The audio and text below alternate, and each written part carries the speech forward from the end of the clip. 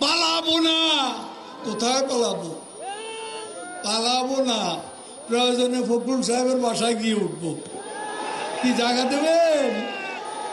না হলে ঠাকুরগাঁয়ের বাড়ি আছে, ওই বাড়িতে গিয়ে উঠবো।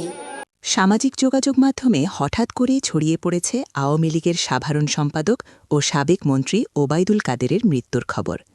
তবে আমাদের অনুসন্ধানে দেখা যাচ্ছে এই খবরের এখনও কোনো সত্যতা পাওয়া যায়নি।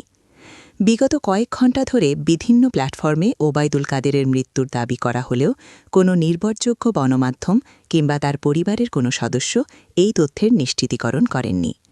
৫ই আগস্টের পর থেকে তিনি আত্মগোপনে থাকায় তার অবস্থান এবং স্বাস্থ্য নিয়ে জনমনে যে কৌতূহল রয়েছে সেটিকে পুঁজি করেই একটি মহল এই গুজব ছড়াচ্ছে বলে ধারণা করা হচ্ছে। আমরা দর্শকদের অনুরোধ করছি, তথ্য যাচাই না করে এ ধরনের কোনো স্পর্শকাতর সংবাদে কান দেবেন না এবং শেয়ার করা থেকে বিরত থাকুন।